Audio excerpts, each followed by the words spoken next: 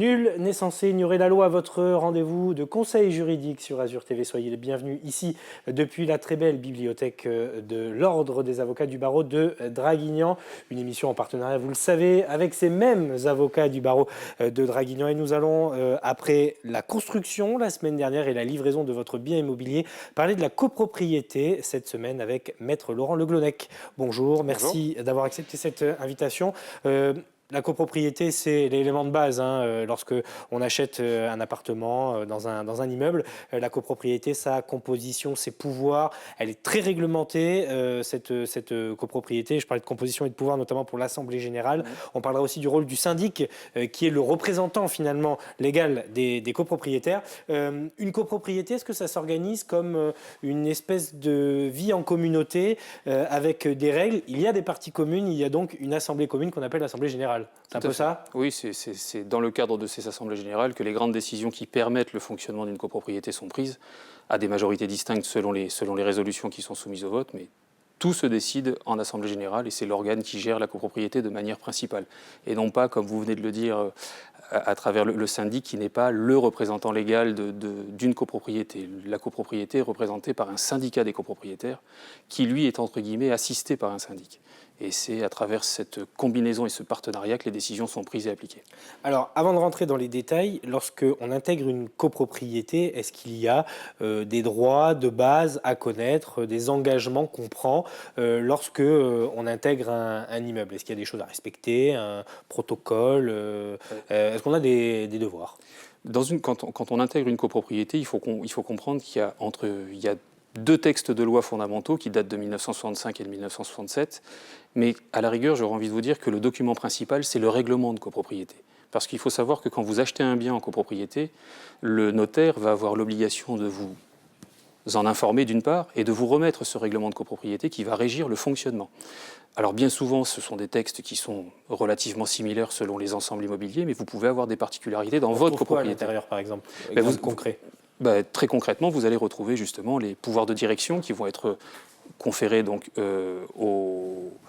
à l'Assemblée générale dans le cadre des votes avec leur fonctionnement, le bureau, la désignation du secrétaire, les pouvoirs qui vont être donnés au conseil syndical. Donc vous avez, je dirais, une trame qui est relativement commune, mais dans laquelle vous pouvez trouver des particularités.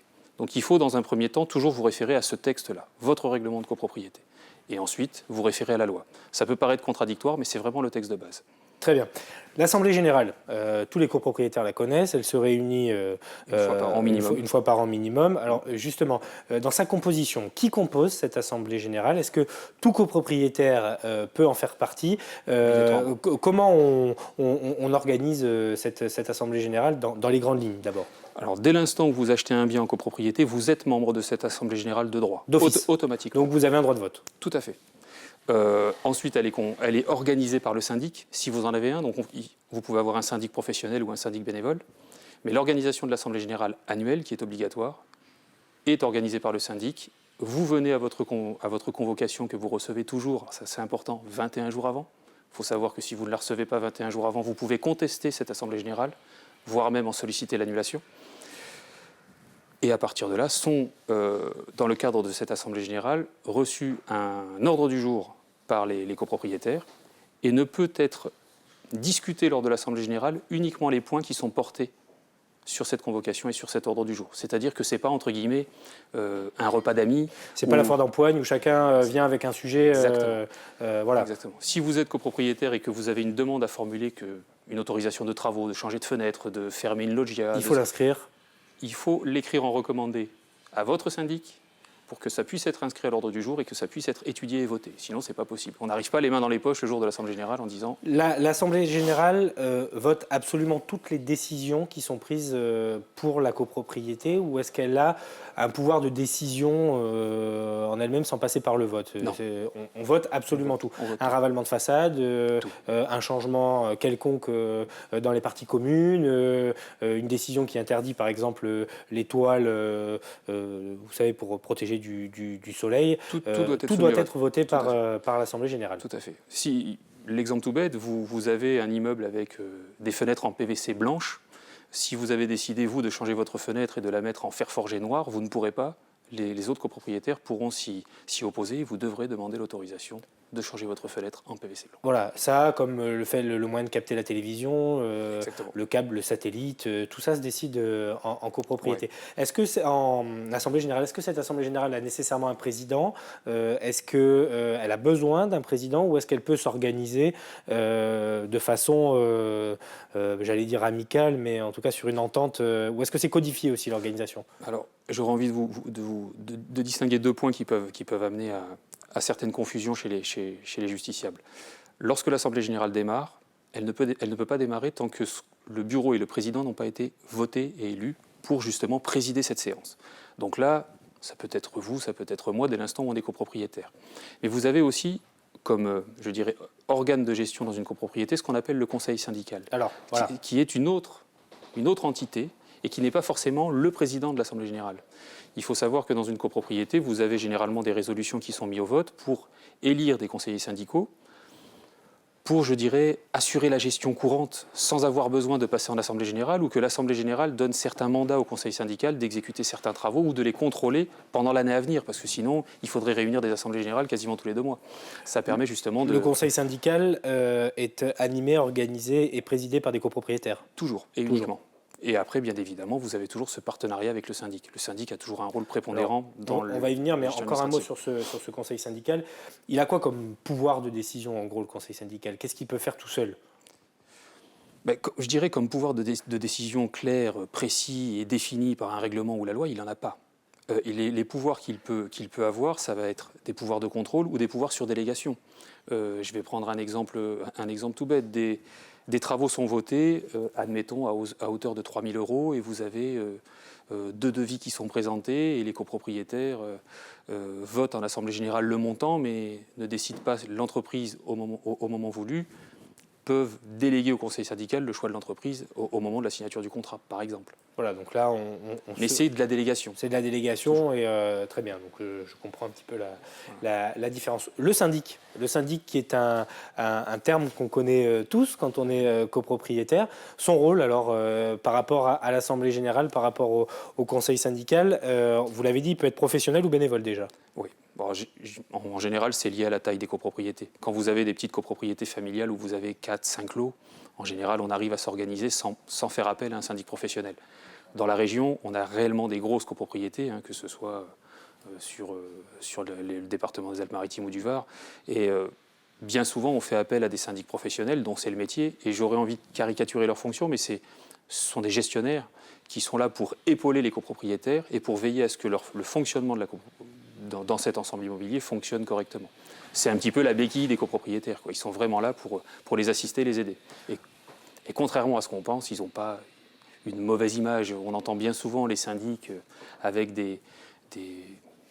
beaucoup d'a priori, alors que 95% des syndics sont des professionnels compétents qui sont dévoués à leur copropriété, quoi. Le premier réflexe pour un copropriétaire, c'est de s'adresser à son syndic, à son conseil syndical, à son assemblée générale. Qu'est-ce qu'on peut conseiller pour des problèmes de tous les jours, type problème sur la tuyauterie, j'en sais rien, ou voilà, un problème d'électricité, un problème de partie commune. Est-ce qu'on s'adresse directement au syndic? C'est lui qui C'est vraiment le relais et l'interlocuteur privilégié du copropriétaire. C'est un travail énorme que font les syndics dans les copropriétés, parce que lorsque vous avez des copropriétés à 100 ou 200 lots, s'il y a une ampoule qui grille, comme vous dites, s'il y a une infiltration, s'il y a une fuite, on va de suite se référer au syndic qui, lui, va faire le lien avec les entreprises pour réparer ou autre. C'est un peu la cheville ouvrière Tout à fait. de tout ce dispositif. Je lisais qu'il avait une responsabilité devant la justice et vous me disiez que non, ce syndic.